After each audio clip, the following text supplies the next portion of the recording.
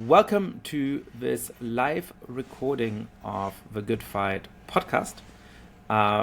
We are recording this on the day before the first anniversary of Donald Trump's second term. It's going to be released the morning of that anniversary, and it is a natural moment to try and reflect on what has happened over the last 365 days to US politics, to the United States, and to the world. I think all of us expected, Damon, that Trump's second term was going to be eventful. It felt when he was re-elected that it was the end of an era, that any hopes that political scientists and commentators had for a long time that the first Trump term was an aberration and that it would be expunged from American history had clearly turned out to be wrong. But I dare say that this administration seems to be more impactful and more extreme than even the pessimists expected 12 months ago. What's your overall assessment 365 days in? Well, that's certainly the way it looks to me. As I said in a lot of my own Substack posts and in pieces that I wrote for Persuasion in the fall of 2024, I guess looking back on that, I could say that I got a lot of things right in that I predicted that it would be crazier, more extreme, more destructive than Trump 1.0. But even I was shocked by the sheer destructive energy with which he lunged out of the gate on January 20th a year ago. Just the sheer pent-up ambitiousness of all the people that Trump had around him. It was really in the last year of his first administration where he and his advisors finally started to sort of figure out how to wield power in the executive branch, and they were just starting to get their act together to get some really kind of rather extreme reformist right-wing stuff going. And then he lost, and we had the craziness surrounding January 6th, the lead up to it and the aftermath.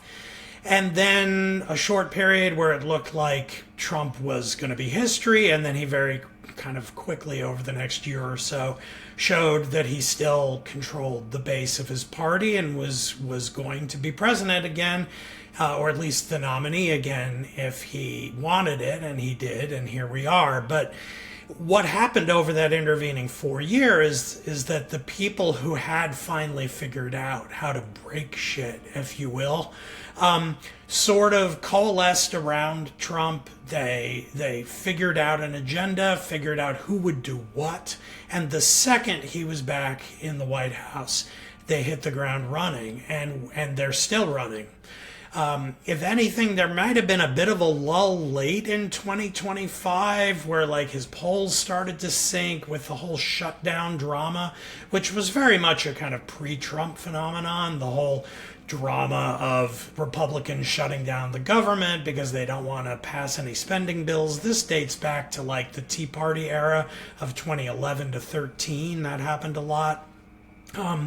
So in that period, he seemed to sort of be sagging a little, but now since the beginning of January this year, it's been a kind of manic return to the earliest months of the administration.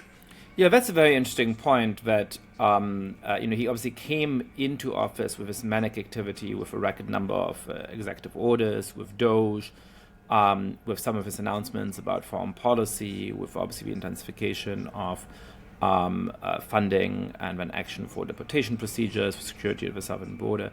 And then it felt a little bit, I would say, from perhaps June to November, December, as though the administration was somewhat losing steam. The courts were really gumming up some of what Trump wanted to do. Actually, the federal courts proved to be quite resistant to many of the Trump projects. I would argue that even the Supreme Court on some key things was at least slowing down the Trump agenda at some points, overturning it. I don't know anybody in the Trump administration, but I know people who know people, and they gave me these interesting reports that a lot of the mid-ranking and junior members of the Trump administration kind of started to feel like they're actually losing. They started to feel frustrated that they're not transforming America to the extent that they wanted. And there was a moment, as recently as a month ago, where I think it would have been tempting to make the argument that, just the speed of this is starting to slow significantly. That Trump was very unpopular. He was likely to lose the midterm elections. There started to be these splits in the MAGA coalition. Perhaps he was even starting to feel a little bit like a lame duck. And then, this capacity he has, this manic activity, just sort of came back and took over. And over the last weeks, we've seen, not just the ICE agents in Minnesota coming to the head with the killing of Renee Good, and then the doubling down of ICE activity in Minnesota, but then obviously, this frenetic activity in foreign policy, from the capture of Nicolas Maduro to threats for not carried out of strikes against Iran amidst the brutal crackdown of protesters there. And now the return to this relentless focus on Greenland, with this remarkable letter audit to the Prime Minister of Norway, basically saying that because Trump wasn't awarded the Nobel Prize, he's no longer all that interested in peace, and making these threats on Greenland, levying these renewed tariffs on the European partners. He held his inaugural address nearly a year ago. And it strikes me, two things strike me about that address. The first is that on the surface level, he's kind of done exactly what he promised. He said he would levy tariffs. He levied tariffs. He said he would be ruthless about immigration enforcement. He has truly been ruthless about immigration enforcement. On a whole bunch of things, he has delivered exactly what he promised. Of course, he also made grandiloquent claims in that speech about the wonderful paradise what would follow from that, about the great prosperity it would bring America, and so on. And on all of those things, he has not delivered. I do not believe that tariffs, for example, have actually improved the state of the American economy. On the contrary, but it is kind of striking that though we are shocked by the radicalism of what he's done, especially perhaps when it comes to the rule of law, the politicization of the Department of Justice, the prosecution of Jim Comey, the investigation of Jay Powell, and so on and so forth. In a way, you go back to the inaugural address, and he told us exactly what he was going to do. He's a man of his word in that sense. For again, the great promises he made, certainly he is not living up to. Are we sort of wrong to be surprised? Should this all have been more obvious than perhaps it felt a year ago? Well, I think we're largely talking about intensity, a kind of manic energy. So it's true that if you just list the things he said he was going to do, he's done them, and so we shouldn't at all be surprised. But he also speaks in such a hyperbolic way that you always assume that he's sort of exaggerating, puffing himself up, living in a world of rhetoric rather than action. And what's been surprising is the extent to which the administration has actually been willing to follow through on some of the more outlandish promises that it was very easy to assume was just hyperbole. It's one thing to bring up, taking Greenland from Denmark and confronting NATO over that, or saber rattling and then actually acting against Maduro and Venezuela. It's one thing to say we're going to send ICE all over the country and round up people in the interior, but to actually see it happen with and not that it's being done very competently. It's often very sloppy and done in a way almost as if it's designed to antagonize people rather than build any kind of consensus in favor of it. But it just the energy behind it, the drive to do it, and the fact that they now know in the White House what levers to pull to get to things to happen. Within a day or two, when someone in the White House makes a call, it actually takes place, as opposed to the norm in the first Trump administration was Trump would have a meeting and he'd say, I want to withdraw troops from Afghanistan as soon as possible. And he would say that in 2017, and then in mid-2020, it still hadn't happened yet, because every time he would say it, the players in the room would say, oh, yes, yes, Mr. President. Then they'd leave, and in the hallway outside, they'd say, we're not going to do that because that's crazy. And then it would just kind of get dropped, and they'd hope that he'd forget about it. And then 6 months later, he'd say, wait a minute, where are we on that withdrawal from Afghanistan? Oh, yeah, we're working on it, sir. And they'd leave and say, no, we're not going to do that. That kind of bureaucratic obstructionism in what Trump dubs the deep state has disappeared for the most part. I think there is still some of it in some places, but yeah, just on this point, Damon, it strikes me there's two ways of glossing this. One is that we owe an apology to the quote-unquote adults in the room. I feel like during the first Trump administration, there's a lot of mockery and a lot of scorn, somewhat understandably, of the senior officials who are staying in the comfortable positions and continuing to serve under Trump, and then briefing the press saying, behind the scenes, we're stopping all the crazy stuff from happening. And when you compare the first Trump administration to the second Trump administration, there probably was more to that than perhaps I give credit to at the time. Clearly, they were very effective at stopping those things. Of course, the other way of glossing that is that, Trump's fury at that obstructionism has some kind of basis in reality. That, Trump at the time claimed, I'm the elected president, and all of these people, are actually like running interference and stopping me from doing what I want to do. This is the deep state in action. And in a way it was. Now, that also preserved us from some of the very bad outcomes that I think we're probably steering towards right now. But it's a strange kind of double-edged thing, and how to think about it. Yeah, I think there's a lot of truth to that. And I think it's important to think about it in those terms. I mean, there's a way in which the first of those scenarios, where we credit the kind of the so-called deep state for stopping Trump in the first administration, I think shows that I think a lot of those people who did that gumming up the works to keep his craziest instincts from actually breaking stuff, was an outgrowth of something that Republicans were actually pretty comfortable with all the way back to some extent since Reagan, but especially since the 1990s. There's been this dynamic on the right where the thought is, well, to win elections, we have to feed red meat to the masses, the Republican electorate, because they're angry and they want to hear all this kind of nasty stuff attacking the left and liberals and so forth. But then when we get in office, we'll be the adults and we'll kind of govern responsibly. And so you had this kind of two-step going on at all times. And one of the ways of telling the story of the past almost half century is that rhetorical whipping up of the masses ends up kind of breaking free of its leash, and then you get the tiger eating the face, all these metaphors and so forth. And so in a way, we've recapitulated that very story between the first Trump administration and the second, that it's as if in the second, he came back with his supporters and with those who voted for him, at least the MAGA masses among Republicans, not the crossover voters who just didn't like inflation and so voted for him this time. But the the diehard MAGA types on the right, they actually believed him, not just the old line about how you have to take him seriously but not literally. They believed him seriously and literally, and they want this stuff. And they came in and they sort of saw that obstructionism from the first Trump administration as even more reason to be ruthless this time.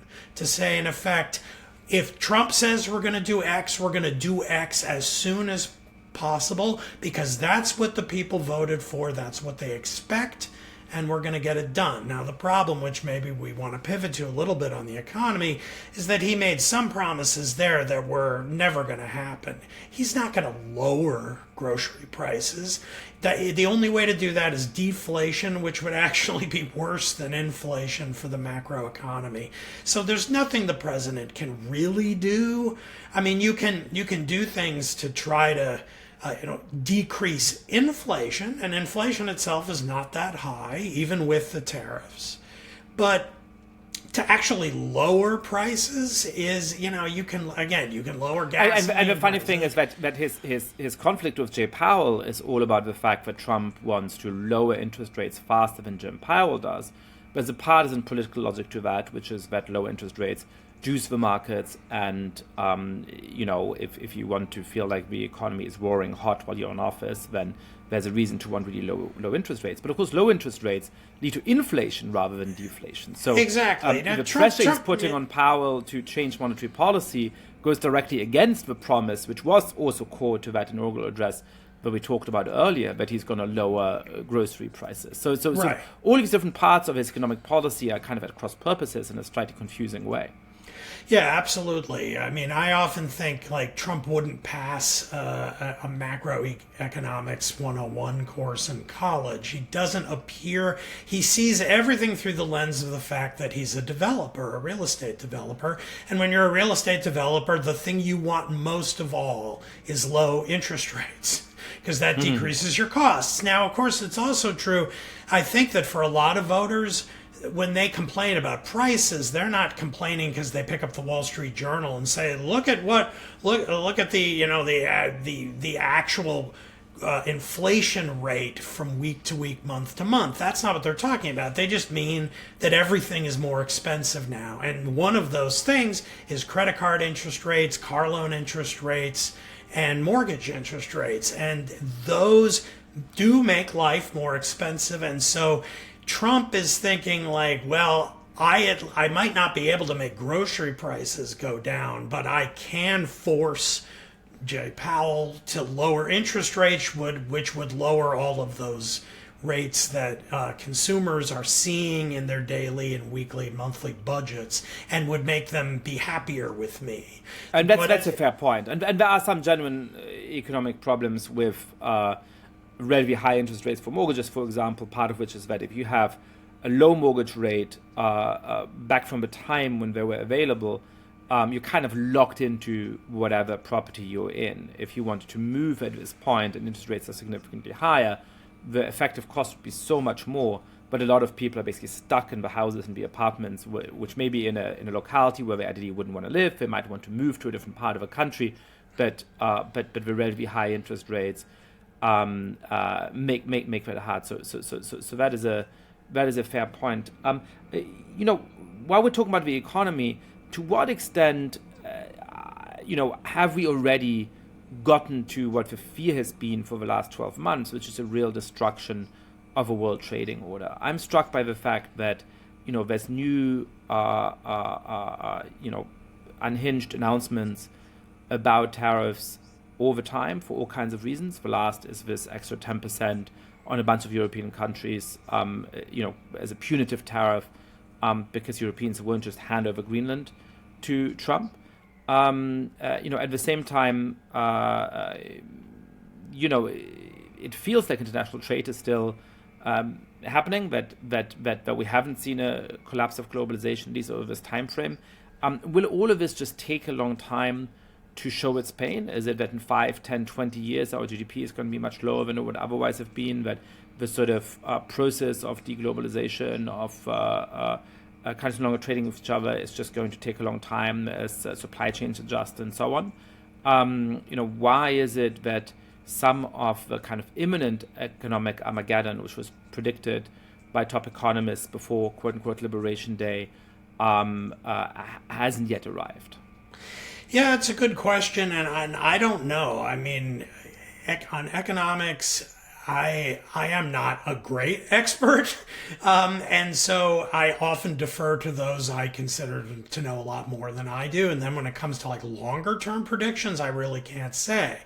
I would have assumed after the kind of trade apocalypse of last April, when Trump sort of unilaterally slapped tariffs on almost every country of the world, some of them extraordinarily steep, like beyond the range of anything that anyone would consider reasonable, I thought, well, this could lead to a depression. Of course, the stock market tanked, bond rates surged, and it looked for about 2 weeks like we could be like plunging the global trading order into a depression. But then Trump backs down, he raises, he lowers, he goes up and down, and already you've seen that the markets appear to have learned from that experience to just not pay attention to what he says. It has effectively no consequence on markets, including the bond market, which is, it's inevitable that the bond market is going to trend upward given our enormous deficits and the indifference in Washington to doing anything about them. So, like, the longer term trajectory for that isn't great. But I don't see exactly how we can really predict what's going to happen. You would think that if we live in a world with more walls, where there is more friction between trading partners in both bilaterally and then in the global system as a whole, that would make all of us poorer than we would otherwise have been in a high growth, high trade environment. So I guess I would say that, but then again, we don't get to live the alternative timeline where we kept a more free trade regime and enjoyed those higher growths and then do the direct comparison. So the question is really, what do we settle in at, like 1.5% annual average growth rather than 2.5? And do we notice that? We also have the fact that the dollar is down. So that is definitely, that makes it more expensive for us to be purchasing goods from abroad, but yet it makes our products cheaper in the global order, and so therefore, like, it might balance out and we won't really notice some of these things. The last thing I'll say on this is I really am surprised that our economy is doing as well as it is. It's not great, but we haven't really entered a recession. We continue to have positive growth overall. I think we might have had 1 month where we dipped into negative in last fall, but it was a momentary glitch and may have even been revised the following month. So we're continuing to avoid a recession. And even after all of the incredibly unpredictable, insane announcements from the president about, that really, let's be honest, it makes long-term planning for businesses that have any kind of international trade, either on the selling end or on on the end of needing parts to kind of build something. You get parts from another country in the supply chain in order to build a product.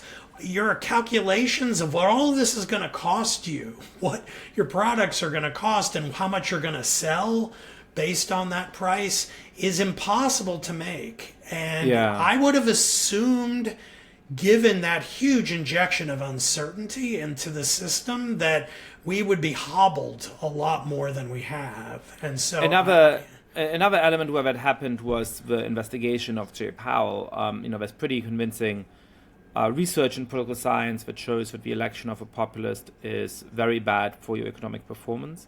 If it's a left-wing populist like Hugo Chavez in Venezuela, it's an immediate negative effect because people, businesses are scared of those left-wing populists, and they realize that, it's going to be very hard to do business there, and they pull out investments and, stop, projects that they were going to undertake, and so on and so forth. And then it just gets worse as these left-wing populists really concentrate power in their own hands. Take control of monetary policy, often lead to hyperinflation and so on. When you look at right-wing populists, it often goes up a little bit in the first couple of years because businesses say, great, regulation is going to be cut and it's going to be a more pro-business environment, perhaps taxes are going to go down. But then on a 10, 15-year timeline, it actually ends up being very bad as well because of some of the same threats to the independence of economic policy making. And Turkey is a good example of that. Recep Erdogan is reasonably business-friendly. In the first years in which he was in office, the Turkish economy did quite well. But over time, that really changed as his son-in-law was in charge of a lot of economic policy in Turkey, as the central bank in Turkey wanted to juice the economy in order to make sure that Erdogan's popularity ratings didn't go down too much. And boom, they ended up with not quite hyperinflation, but very high levels of inflation that ate away at a lot of the wealth in Turkey as well. Now, I would guess that people in the financial markets know enough about this kind of thing But when they see, the head of the Fed, announcing that he's under investigation for clearly political reasons, they would think, man, if the independence of the Fed isn't assured anymore, that seems like an important thing to take into account. And I was expecting the markets to be down the next day. And I forget now, perhaps they were down half a point. They were down in the first half hour of trading, and then they just rebounded. Yeah, exactly, and that's very striking to me. Now I want to shift terrain a little bit because we have a lot to cover. Another area where you could say everything's changed, or you could say that remarkably little has changed is foreign policy. I'm struck that when I grew up in Europe, certainly the hard left was always anti-American. The center left was quite ambivalent. Certainly in a place like Germany, they weren't exactly anti-American, but they also did have reservations about the United States and didn't want to be too close to America, wanted to hedge and balance a little bit. And then the center-right was just fully pro-American. And now the entire landscape has shifted in such a way that, the center-left is sounding like the hard left, and the center-right is sounding at least like the center-left. When you listen to what conservative politicians in Germany, like Friedrich Merz in Germany, or centrist politician like Emmanuel Macron, or some of the leaders of the Conservative Party in the United Kingdom are saying, it's just very hard to find a center-right leader in a previous period who is clearly so suspicious of the United States, so unsure of a long-term alliance. And that has very obvious reasons, like the tariff policies and the repeated threats against Greenland, and the national security strategy, and J.D. Vance's speech at the Munich Security Conference, and. Right? Mm-hmm. So this seems like a sea change to me. I mean, the nature of a transatlantic relationship feels like it's further transformed. Of course, on the other hand, Europe has so limited options because they do still need the United States for the Ukraine war. They still aren't able to defend their own continent, for military expenditure is now going up quite significantly in Europe and particularly in Germany. They still do have so little of a plan about what to do in a world where the alternatives to Trump in Washington, D.C. are Putin in the Kremlin or Xi Jinping and the CCP, that, for all the rhetoric, to all intents and purposes, Europe and America continue to be allied kind of as they were. Now, I think that would change if American soldiers suddenly show up in nuke Greenland. I think that really would be the end of 75 years of a historical epoch. But for now, again, it's hard to sort of, it feels like the old order is over. But for lack of an alternative, everybody's continuing to act as though we were still in the old order. Is that, I'm having trouble making sense of this. How should we think about this, Damon? Well, yeah. Well, I mean, I think if you take a longer term view, this relationship has been fraying for a very long time. From Bush, the second Bush and the Iraq War and all the tensions with Europe over that, to Obama coming in and he's given the Nobel Peace Prize, which of course is part of what's contributing to Trump insisting he deserves his own Nobel Peace Prize now. So Obama comes in and he kind of wants to reverse what Bush did. He has the open hand to the Muslim world and wants much more of a revival of multilateralism with Europe to address common problems. Then you have the first Trump comes in and he seems to have contempt for our European allies and no use for NATO, but yet doesn't really do anything permanent to change it. Then Biden comes in and it's like, hey, reset. We're back to the way it was. We're back in charge. Everything's great. And now the second Trump. This is, first of all, our behavior as a country appears to be that of someone suffering from multiple personality disorder. Once again, the question of long-term planning, as I was talking about when it comes to the economy, how do you plan long-term for the future of the NATO alliance when the lead partner who has the overwhelming bulk of the military backing for the alliance is involved in this Dr. Jekyll and Mr. Hyde routine that's going on now for a couple of decades. And then you have the fact that Trump really, now people stupidly, I think, tried to think about Trump and foreign policy in terms of like isolationism. He's a peacemaker. He wants peace. He's anti-war. I don't think that's the right access for this at all. He simply has not one shred of concern for democracy promotion, the liberal international order, rules-based policymaking, international law, that entire dimension, which is at the very core of the way Europe thinks about these things. Now, in the United States, especially for Republicans, that has always been more of paying lip service to it. You know, the Republicans have always opposed the International Criminal Court, for example, have always been willing to set aside international law considerations if there's something they want to do that would conflict with that. But Trump has truly blown up that whole level of thinking about foreign policy in terms of the crudest realpolitik calculation, where the interests of our country are viewed entirely through the lens of Trump's conception of what are in his personal interest collapsed with our national interest. So from the point of view of Europe, I think I can understand why they are simply flummoxed about what they are confronting here, because in some respects, Trump seems more hesitant to use force. On the other hand, he's quite quick to use force, but only in these little pinprick ways. I think you had a very smart piece a week or so ago where you talked in these terms about what is behind this acting out on the world stage. And you attributed it largely to he's, one, very risk averse, and two, he loves big splashy headlines. So, translate that into concrete terms. And that means if we can grab Maduro with some high-tech SEAL invasion and put him on trial and get headlines about how we snatched the president of a foreign country in the night without anyone dying, then that's great. And no troops on the ground, nothing to worry about. He gets a good headline. But democracy promotion in Venezuela?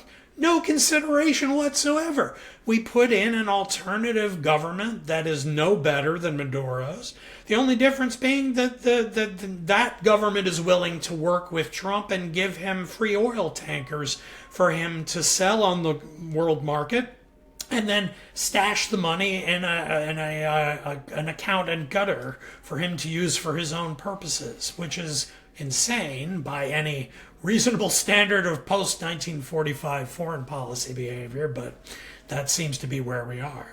Yeah, I feel like over time I've built up a grand unified theory of Trump's foreign policy, and I would say that it has three constitutive elements. The first is a zero-sum worldview, which obviously started with the out of a deal and has pervaded Trump's thinking about every aspect of life since then. It's summed up as the old line about poker that if you don't know who the sucker at the table is, then it must be you. And Trump just thinks that there can't be two winners in an agreement or in a contract. And so you got to inflict pain on the other side, because if you're not, then it must mean that they're inflicting pain on you that you haven't even realized, and you're the idiot who's being had. The second thing is that he clearly thinks about the world in terms of spheres of influences. Why is Trump so keen to exert control of the Panama Canal, a dog that hasn't really barked, that he talked about a lot at the beginning of his term, but that might come back any time, and maybe that 2 weeks from now suddenly that's at the center of the debate. And Greenland, because those are in the Western Hemisphere, those are parts of what Trump considers to be America's sphere of influence, and he feels that America should be able to do whatever it wants in that part of the world. Now, by the same token, that's also why he doesn't care about Ukraine, and why he doesn't seem to care much about Taiwan, perhaps other parts of East Asia, because he feels like, Ukraine is kind of naturally Russia's sphere of influence, and Taiwan is China's sphere of influence, and so why should we care all that much what's going on there, other than perhaps we need some chips and from TSMC and so on. But other than that, why should that matter? It's just natural that should be under the control of these other powers. And the third piece is that there's all of this confusion about, he said, I want to be measured by the wars that I do not start. He is such a deep critic of the Iraq war. Why is it that now he does something like capturing Nicolas Maduro? Why is it that he's talking about Greenland? And there I think the answer is that he has a kind of playbook for the kinds of military operations he supports and the ones he doesn't support.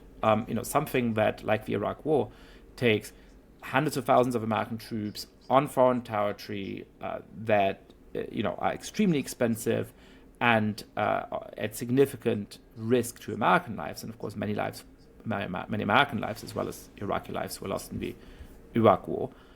That's not worth doing. But if you can have a spectacular action, which is a surprise, which suddenly happens, the American public wakes up and it's already over. Perhaps there's a risk of a couple of service members tragically dying, but it could very well be pulled off without a single casualty. And even if there are casualties, the number is, on the digits of one hand. And it shows strength and it shows the ability to use this superior military force. Well, why the F not? And I think if you take these three things together, the zero-sum worldview, spheres of influence thinking, and then this playbook, which goes for spectacular action when the long-term risk to American troops is low and the cost to the American military is low, you kind of get what Trump has been doing. Now that means that he could go on all kinds of adventures. It could be actually sending soldiers to nuke and to Greenland. I don't think that is something that we can rule out. It could be occupying the Panama Canal at some point over the course of the next 3 years. It could be other spectacular strikes on real or perceived adversaries of the United States. What I don't think is going to happen is a kind of conventional invasion of a country or something like that. I think that Trump wouldn't do. And again, Greenland is a slightly special case. I mean, it's a country with less than 100,000 inhabitants and a vast landmass with basically no military fortifications. So you could imagine him actually going for military conquest there because, I think the risk of it ending up an Iraq-style quagmire is just objectively very low. And so it doesn't go against his playbook in the same ways. I think two things to be said about that. One about Greenland. I mean, I sort of assume he's going to get it and we're not going to fire a shot. I think, obviously, he thinks it's in his interest for Europe to think that he'd be willing to actually invade using military force, with military force in quotes, because it is kind of absurd. I mean, we could conquer it in an afternoon by simply landing troops there. I don't think there would be any fight. But I think he's going to combine things like this crazy letter that he sent to the Norwegian Prime Minister just on like Sunday into Monday overnight, that a lot of people were kind of freaking out on Monday morning about. So like threats like madman theory, like, oh my gosh, he's crazy, he actually wants to do this, combined with maybe moving some military forces in the general area of the North Atlantic as if he's going to invade, combined with the trade war threats, new tariffs, even bigger tariffs coming up in June. The combination of all of that, I have to assume that Europe is going to back down, and he could actually get Greenland, I think. I don't think he actually would invade, but it's a bluff. We'll have to see how it plays out. The other thing that I would just add to your schema, which I think is quite smart and right on most things, certainly the part about spheres of influence, which I've written about in relation to Trump's foreign policy thinking for a couple of years now, that I certainly agree with. But the weird wild card in all of that is the Middle East, because that's in no one's immediate sphere of influence when it comes to the United States, Russia, and China. It's this sort of other part of the world, and so is Africa, of course, but, Trump couldn't care less about what goes on in Africa, even though demographically, Africa's the future of the world in a lot of ways. What happens there is going to matter an enormous amount over the next half century, but he can't think in those terms. His mind was forged in the 1980s and can't go beyond that. But the Middle East is strange because all three of those major global powers in this Trumpian multipolar world have a stake in what happens in the Middle East. And so I would say the Middle East is actually the most likely flashpoint for a very serious great power competition and conflict over the immediate next few years.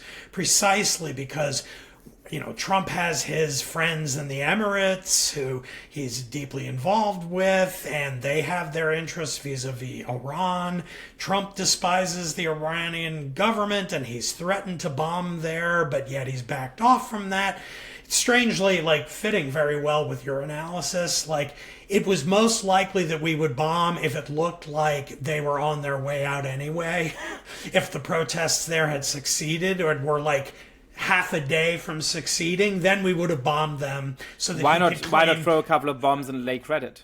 Right, exactly. That's what he would have done. But the fact that actually they severely cracked down and killed thousands of protesters, that actually made him less likely to intervene, which is the diametric opposite of the way the kind of liberal international approach would be. That, we went into Libya precisely when Gaddafi started bombing the people who were protesting his regime. So Trump does the opposite. But of course, historically speaking, and even down to today, Russia has a lot at stake in various theaters of the Middle East. China also feels like it matters to them what happens there. And so that's a place where you can't simply rely on immediate kind of you're near abroad and saying, all right, to Ukraine, Russia gets Ukraine, China gets Taiwan, we get Greenland and the Panama Canal and Venezuela and anyone else who's unlucky enough to be in our neighborhood, because we're just going to throw our weight around and our enormous military advantages to kind of bully everybody here, including Canada. But the Middle East is this no man's land that everyone wants it to be their land. So I'm nervous about that as a potential theater of conflict. And one thing I should say is that I don't think that Trump is going to start a war of choice in the way that George W. Bush did in Iraq. I think, given how reckless many of his actions are internationally, it is sadly absolutely imaginable that he gets embroiled in a major war, whether in the Middle East or something else. Those are two different things, and I certainly have worried in a way from the start that his kind of anti-war stance, coupled with his military, foreign policy adventurism and his general ruthlessness, doesn't necessarily make it less likely that we have a major armed conflict. And the Middle East is one area where that might happen, but there's many others. Sure. As well. Anytime you have someone who's behaving so unpredictably and recklessly, there's always the possibility that you get sucked into a war just because of misunderstanding, mistakes, miscalculation by others, by other powers. But when you have Trump behaving the way he is, he's very much counting on, again, this sort of madman approach, keeping everyone in line. So, but, that makes a lot of assumptions about everybody else not being as mad as he is.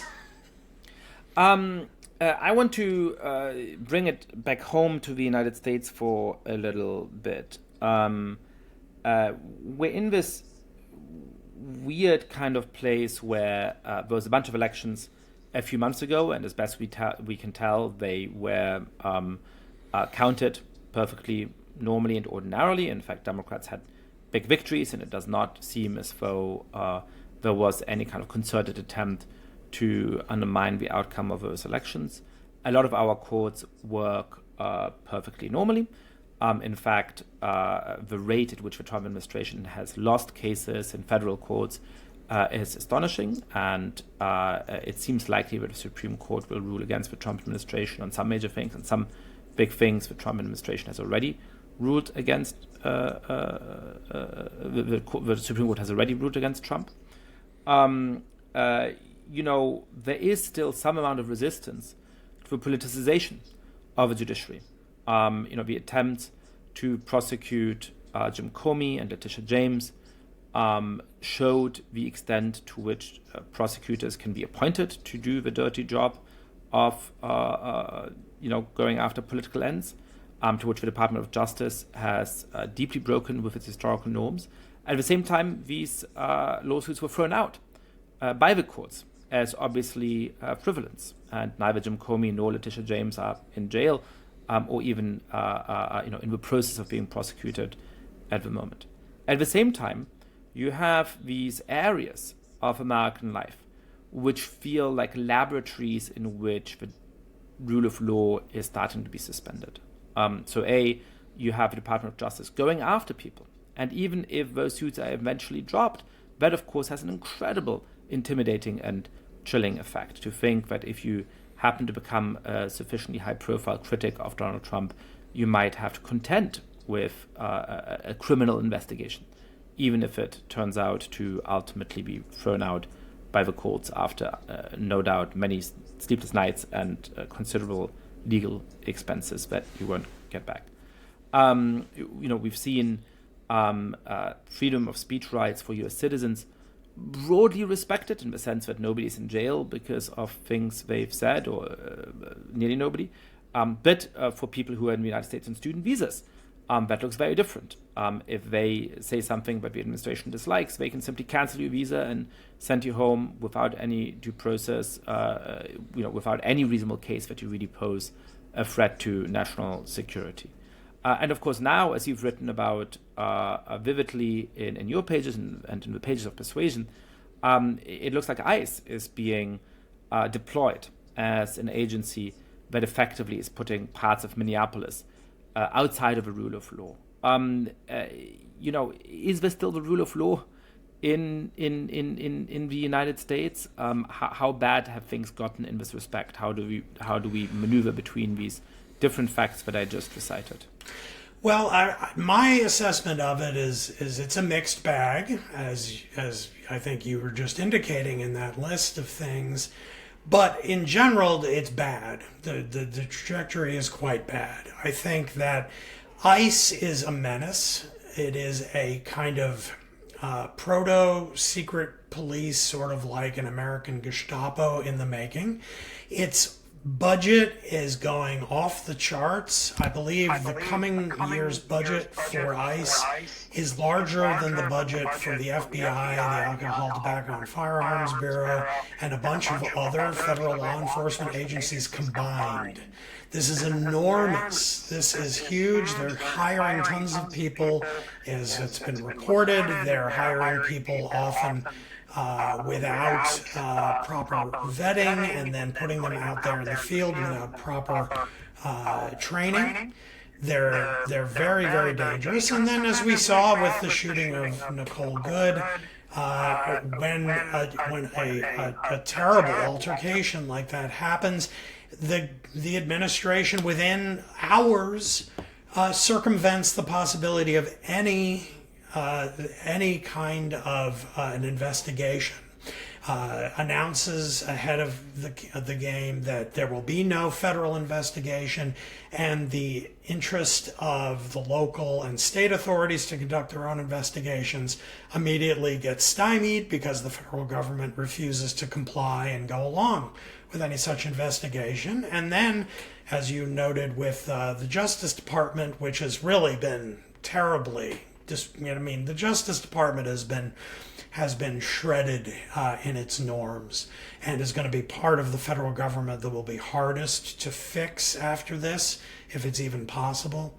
But the real thing that we see is that, like, over the weekend it was announced that the Justice Department is looking into investigations of the governor of Minnesota, Tim Walz, and the mayor of Minneapolis, Jacob Frey, just because they're supposedly obstructing the movements of ICE in Minneapolis.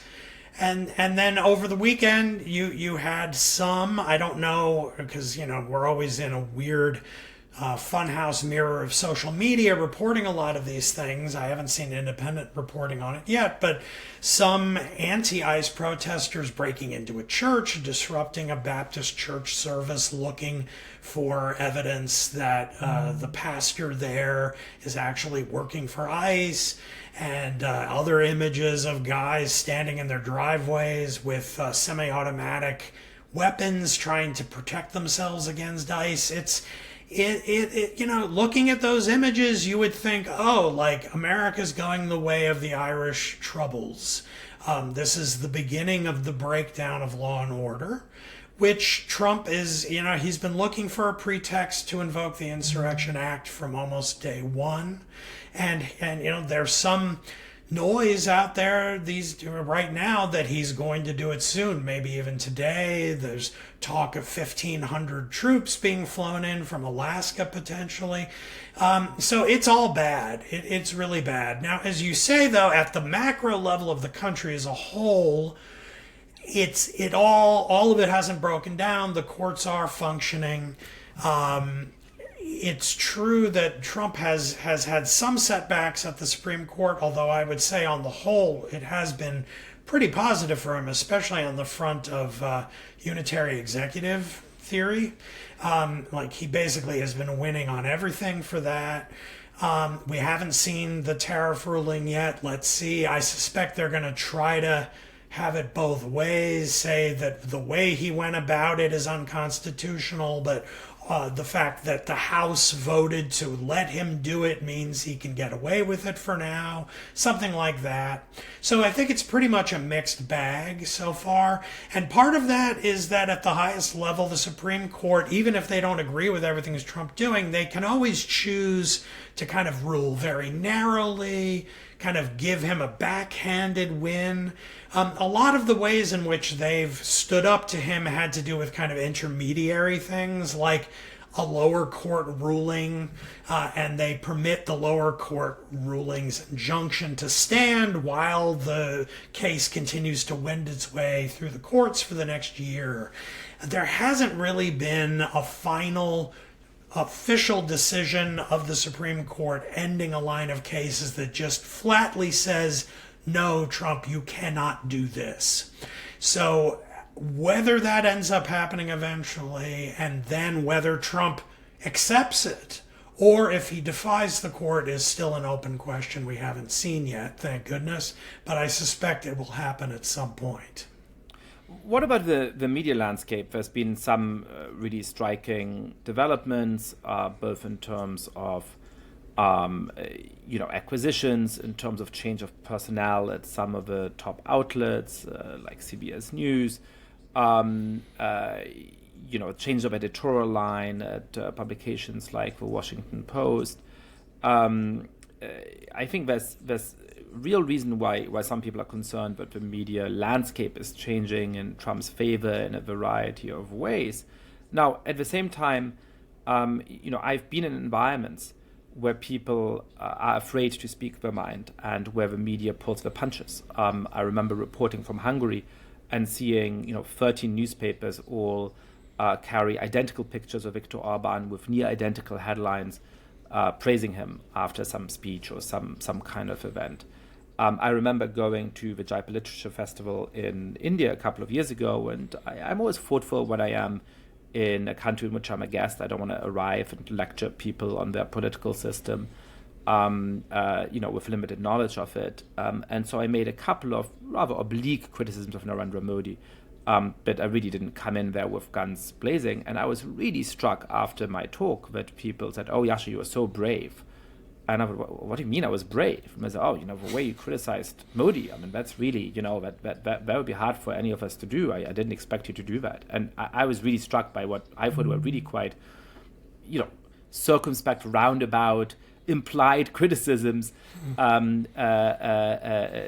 out of the politeness of a guest in the country, were read as these courageous statements, right? It doesn't feel to me like that is the case today in the United States. You open the pages of the New York Times, And there's obviously some reporting that tries to be neutral and objective in various ways, but the tone is very negative, and every op-ed is criticizing Trump. And it doesn't feel to me like our dear colleagues who are op-ed writers at the New York Times sort of are writing this, in hiding through fear, right? And that's true for, a vast swath of the mainstream and the left-leaning media. At the same time, there is the house of a Washington Post reporter suddenly being searched. There are some of those pressures from owners of some of these publications to go a little softer on Trump. How are we thinking about the health of the media landscape a year into this administration? Well, I think the general trajectory hasn't been great, but it's been less bad than the legal landscape, as we were just discussing. I think the American media landscape, like America as a whole, is just a teeming, chaotic, churning, decentralized mess and marketplace in a way that I think is a very positive thing that will help American civil society remain independent longer than it might in a Hungary or even in the sprawling, teeming world of India. It all has to do with consolidation. The extent to which the media is consolidated in very few hands, the easier it is for an aspiring autocrat to seize control. And for the oligarchs who actually are the owners of these enterprises, to curry favor with the regime by giving favorable coverage. I think that's behind a lot of what you see in other places. And we do see some of that here, what's gone on with CBS News, and its hiring of Barry Weiss to run CBS News and to kind of rein in critical coverage of the administration. It has to do with the owners seeking to get the administration to permit mergers to proceed without undue oversight and meddling from the federal government. That's the kind of system level corruption that you start to see in autocracies and that we tended not to have as much of in this country. And again, we are seeing some of it, but in general, I don't see it becoming overwhelming, in both because we have social media, which itself is this teeming place where you can say anything you want for the most part, including being as anti-Trump as you want, and you're going to be okay. And then just the fact that, for instance, our leading news organization and newspaper in the country is the New York Times, which is owned privately. It's run by a family. It's not a publicly traded company, so it's not something where the administration can lean on them as much. Whereas the Washington Post, I think, is struggling with that more because Jeff Bezos owns it and he has business with the federal government and doesn't want to burn any bridges there for the sake of his pocketbook. Or wallet. So I think it's a very mixed bag, and we do see a lot of distressing signs of that kind of autocratic structural corruption beginning to take root, but it has a long way to go before it gets as bad as Viktor Orban's Hungary, thank goodness. And one of the ways that I thought about what the second Trump administration would bring more broadly, and I've talked about this for over a year now, is a kind of, unstoppable force meeting an unmovable obstacle. I do think that the institutional strengths of the United States are a lot bigger than those of a place like Hungary. The media is one example of that. In Hungary, there was a relatively limited number of media outlets, most of which lived significantly off state subsidies and were owned by people who had much broader economic portfolios, which were vulnerable to needing the favor of the state in all kinds of other ways. So much more similar to the situation with Jeff Bezos and the Washington Post. And as a result, it was quite easy to push them to either change the coverage to be more friendly to Viktor Orban or to sell those outlets to friends of Viktor Orban's. In the United States, you just have media outlets with so much more institutional strength the New York Times, a publicly traded company with, whose business basically comes from millions of subscribers, who would cancel the subscriptions if the New York Times suddenly started to sing the daily praises of Donald Trump. While the New York Times company has a few other holdings, the core business is the newspaper and Wordle and NYT recipes, I suppose. So they're not under the same kind of logic where if the owner decides, well, I really want a defense contract, and the president or prime minister needs to sign off on that, so who cares what the newspaper does? Those I think are sources of real institutional strength, which makes me much more optimistic about American democracy. And you can add many, many other dimensions to that. In Hungary, there's one electoral commission that has, I forget, 7 or 9 members. And if you name a majority of the members of that commission, well, you're in charge. In the United States, it's easy to screw with elections in all kinds of ways at all kinds of levels. But there's thousands of different commissions all around the country that carry out elections. And that makes it very, very hard to stage a centralized, coordinated takeover of the electoral system. There is tremendous sources of regional power in the United States. There are governors in New York and California and Illinois and Pennsylvania and other states that are part of a Democratic Party, which gives them a choice. And of course, there is the need for any law to pass through the Senate and the House, and then not to be overturned by the Supreme Court. And those veto points do matter, and they may matter a lot more after the midterm elections, which, according to current polls, Democrats are favored, but certainly not certain to win. At the same time, you do have this unstoppable force of an administration that just seems hell-bent and much more effective than the first time around in imposing its will on the American polity and American society more broadly. But may be willing to rule by executive order, in areas that go beyond the kind of executive overreach that has certainly also been a hallmark of recent administrations on the Democratic as well as the Republican side. That may eventually start to ignore the judgments of court, something that hasn't happened yet. One of a few relatively positive developments over the last year, at least not in a major way. There's a few cases where we kind of skirted it. But they may start to just outright say these courts are not democratically legitimized and they're overruling the will of Donald Trump. Why should we listen to them? They may start to use ICE and the National Guards in an even more concerted way to impose the will on American cities. And so I think it's very hard to think about how the unstoppable force of a Trump administration is going to move these immovable obstacles of the much stronger protections that American democracy does have. And of course, there's a way of making the same kind of argument, the same kind of countervailing forces, just about the developments of the next years. We're 1/4 of the way through this, 1/4 of the way through this. There's 3 years to go. And as we saw recently, there's going to be moments of lulling activity where it feels like perhaps we're losing the plot a little bit, perhaps they don't have the elan, the enthusiasm, the force of the first months, but then we're going to rally back and suddenly there's going to be a flurry of new action. And so there's a lot that this administration can do over the course of the next 3 years. At the same time, Trump's popularity has declined significantly. There are starting to be some cracks in the MAGA coalition. It does, at this point, seem likely that we will see a Democratic-controlled House after the midterm elections.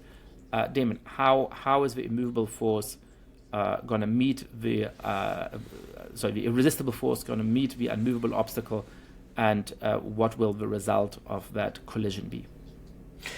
Well, I agree with a lot of what you said. First point, to go back to a year ago, one thing I think a lot of people meant when they talked about a vibe shift with that last election was that because Trump increased his share of the popular vote and actually won it and came very, very close to actually winning an outright majority this time, people started to think wow, he's actually popular. People like this guy and want this. That's the scenario that leads to more of an Orban-Hungary situation, where Orban, say what you will about the guy, we'll see what happens in the upcoming election there, where it seems more uncertain. But for several election cycles, He's won, he and his party, Fidesz, has won outright majorities of the vote, which actually makes the argument that he's some anti-democratic autocrat much more complicated to make, because he actually has popular support. The thing is with Trump, again, it felt for a brief period like maybe that was true.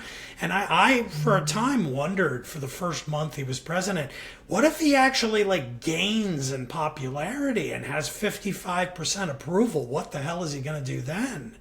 Because then, talk about an immovable force, he would have been a juggernaut going forward, claiming this mandate to destroy so many of the things that we take for granted. But the reality is we return to Earth, and along with that pull of gravity, his approval rating has followed, and we're now right back where he was. It took a while, about 6 months, to start getting in this range, but we are now firmly back in Trump 1.0 territory for approval, with him, right at the bottom of the 40% in the aggregate polls. And that means that he's not a very popular guy. There's a solid majority, well into the 50s, of Americans who don't approve of how he's governing. And that means that in some sense he's hobbled, and that's good. It's like he might want to charge ahead like that juggernaut, but he's got some weighted anvil attached to his ankle that will keep him tethered to the ground. So that is an encouraging thing. But here, let me be my typical Damon Downer self and say why that might actually be something a little more dangerous. How do you think Trump is going to behave if he actually is facing a Democratic Congress in his last 2 years who are launching investigations, trying to impeach him again? Is he likely to be humbled by that, or is he going to become more of a wild animal who tries to claim that the House of Representatives itself has no democratic legitimacy because the Democrats cheated in getting their majority, and so disregarding subpoenas, disregarding demands for information and officials to come brief them, disregarding pretty much anything that it does. The problem with this first 2 years so far of the second Trump administration is that because Trump controls both houses of Congress, Congress has become pretty much inert. It's sort of like a Duma. It doesn't really, it's more like a ceremonial institution where people sort of use it as a platform to go on social media and cable news and give statements, but don't really do anything to obstruct anything that the president does. That's going to be a different dynamic if the Democrats take over, and it could pivot us into an even more dangerous period as we head into the 2028 presidential election. I have one final question. We've been focusing for very good reason on Donald Trump and the administration, but of course, in a two-party system like the United States, a big question about the future of American politics is not about Trump and the Republicans. It's about the state of the Democratic Party. I've become convinced of two things over the last 12 months. The first is that there's obviously a question about whether Democrats will win back the House and possibly the Senate, for that looks unlikely in the midterms. There's a very important question about whether the Democrats will win the presidential election in 2028. That may not take all that much. Trump is sufficiently unpopular. The question of succession is sufficiently complicated that a pretty mediocre Democratic candidate, a party that is reasonably unpopular, may be able to eke out a majority in 2028, perhaps even a relatively large majority. But when you think about how to exit this political era, when you think about how Democrats can win a large enough majority that either they dominate for a long time to come, or Republicans are just forced back to the negotiating table, forced back to moderate in order to be able to compete with that popular Democratic Party, it would take a much bigger transformation of the Democrats. And I'm struck by two stats that I've seen in the last week or two. The first is that, yes, when you ask people, whether they prefer a generic Democrat or a generic Republican in an election for Congress. The generic Democrat is currently clearly ahead, which is why prediction markets assume that Democrats are likely to win the House of Representatives. But if you just ask about the view of a Democratic Party, about the image of a Democratic Party, it is still at record lows. It is still, in fact, sinking. It is still getting worse. The Democratic Party is in a profoundly unwell state. And then the second related point to this is that it used to be that the number of Americans who identify as Democrats and the number of Americans who identify as Republicans and the number of Americans who identify as independents were all roughly equal to each other. When there was a popular politician on one of the parties, it sort of went up a little bit. When both were a little bit unpopular, sometimes the independents were a little bit ahead. But roughly speaking, they were neck to neck for a long time. At this point, there are nearly twice as many Americans who consider themselves as independents as there are Americans who think of themselves as either Democrats or Republicans. Both of those things seem to me to point to a pretty deep structural transformation. They seem to show the failure of both political parties to actually speak to the middle of the American population in a convincing way. And they make me a little bit nervous about what the long-term future of American politics is. I can imagine a scenario, I've said this in the podcast once or twice before, where Democrats win pretty comfortably in 2028, have a kind of Keir Starmer-like experience in which they become quite hapless and quite unpopular relatively quickly, and then in 2032, just as Reform is ahead in the polls by quite a long way in the United Kingdom at the moment, you have some other populist insurgent unaffiliated with Donald Trump, or perhaps Tucker Carlson, or perhaps Donald Trump Jr. surge back into the White House in 2032. Just as we're closing out this conversation, Damon, am I overly pessimistic about the state of the Democratic Party, and what do you think it would take to exit this political era? Well, not when I'm your interlocutor. I sort of set records for gloom on a lot of my writing, and let me endorse your darkness here. I wrote a post toward the end of 2025 in December in which I said there are two structural facts that are going to determine a lot of what happens over the next decade or so in the United States. The first is that the Republican Party is continuing to radicalize. This whole business that consumed so much oxygen in political debates in the final months of 2025, the whole Tucker Carlson, Nick Fuentes argument about whether we should allow Hitler-adjacent anti-Semites into the Republican Party as legitimate members of the coalition. So I think that the outcome of that, and then its reverberation through the Heritage Foundation and other long-standing Republican institutions, was very distressing. That the Republican electorate is talking itself into becoming more and more illiberal and right-wing over time. So that in some ways, the Republican electorate is now to the right of Donald Trump himself on a lot of things, in its willingness to countenance truly toxic conspiratorial ideas and memes and so forth. The second thing that we can see both here and abroad is that this is very much a populist era in the following sense, that what used to be thought of as an incumbent advantage is now an incumbent disadvantage. If you are currently in power, you are the establishment who is a target for the next populist to come on the scene. I think that's why we've had Donald Trump, one term, Biden, one term, Trump, inevitably one term, as long as he doesn't defy the stricture against running for a third term. I think it's quite likely, and we've seen this in other countries too, that a lot of incumbents fall from power pretty quickly, and the Keir Starmer experience in the UK is pretty vivid at that. He hasn't fallen yet, but his polling just collapsed almost immediately. As soon as he took charge, he fell off a cliff. I think this is likely to continue for the foreseeable future.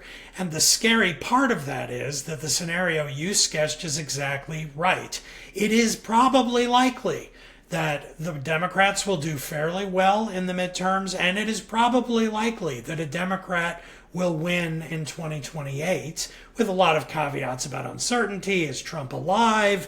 Does he die? Is it Vance? How does he handle that? He's now an incumbent, but he's also new, so how soon does the handover to a Vance after a Trump death from old age? Does he go into that election as an incumbent or with a kind of honeymoon glow around him? Lots of uncertainty, but let's assume that the Democrats win the presidency in 2028. I think that very easily could cue up a kind of easy Republican victory in 2032. And what will the Republican Party be in 2032 when it's Vance against Rubio against Donald Trump Jr. and who the hell knows who else on the furthest fringe of the extreme? That kind of structural dynamic could land us with a pretty insane president and party in 2032. So I don't think there's any path out of where we are now that is easy or quick. We haven't seen where it goes yet, and we're stuck with it for a while, I'm afraid. Well, on this inspiring note, Damon Linker, thank you so much, as ever, for being a guest on my podcast. You're welcome, Yascha. Thanks for having me, despite my perennial gloom.